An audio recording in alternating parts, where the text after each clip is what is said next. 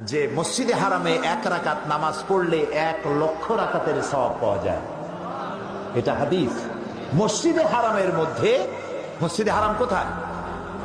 মক্কা শরীফে। 1 রাকাত নামাজ পড়লে 1 লক্ষ রাকাতের সওয়াব।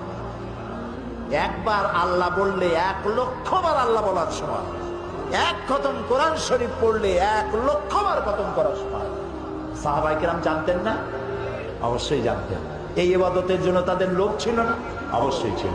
তারপরেও ইকামতে দ্বীনের দায়িত্ব নিয়ে তাদের কারো কবর হয়েছে চায়না, কারো কবর হয়েছে বসনিয়ায়, চেচনিয়ায়, রাশিয়ায়, জাপান, চায়না, এসব জায়গায় সাহাবায়ে কেরামদের কবর রয়েছে। দূর থেকে দূরান্তে কালেমার দাওয়াত নিয়ে তারা ছড়িয়ে পড়েছে। এই জন্য পরিভ্রমণকারী অর্থাৎ দ্বীনের দাওয়াত নিয়ে ছড়িয়ে পড়ো সর্বত্র। দাওয়াত দেওয়া তোমার জন্য ওয়াজিব, ফরজ। আমরা হচ্ছে উম্মতে দাওয়াত। আমরা কি? উম্মতে দাওয়াত।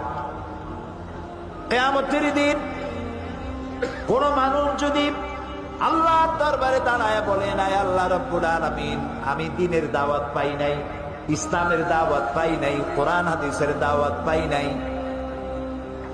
তাহলে কিয়ামতের ময়দানে এই কথা যদি কোনো অমুসলিম বলে, মুসলমানের আল্লাহর দরবারে দায়ী হয়ে যাবে। তোমরা উম্মতে দাওয়াত।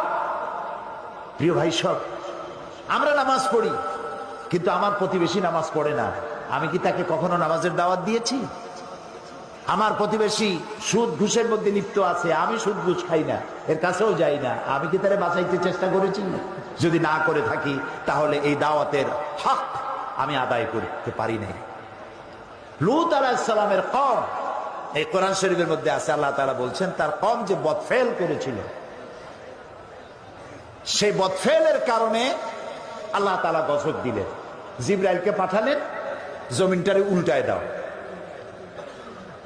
লূত আলাইহিস সালাম তার মেয়ে এবং তার উপরে যারা ঈমান এনেছে তাদেরকে আগে বাইর করো, তার স্ত্রীকে বাইর করো না, যেহেতু তার স্ত্রী কাফেরদেরকে সহযোগিতা করেছে। তার স্ত্রী সুদ্ধা, পুরা জমিনটাকে উল্টায় দাও, জবরকে জের বানায় দাও। হযরতে জিবরাইল এলেন, আল্লাহর কাছে ফরিয়াদ করলেন, রব্বুল আলামিন, যে জমিনকে তুমি গজব দিতে বলেছো, উল্টাই দিতে বলেছো, আমি তো এখানে এসে দেখলাম একটা লোক 30 বছরেরও বেশি কাল ধরে তোমার ইবাদত করছে, ঘরে অথবা জঙ্গলে কোথাও বসে বসে তোমার ইবাদত করছে। এই বেচারার ব্যাপারে কি করবো তা তো তুমি বলোনি। আল্লাহ তাআলা বলছেন, জমিনটা উল্টাইয়া ওর মাথায় আগে রাখো, কারণ সে শুধু নিজেকে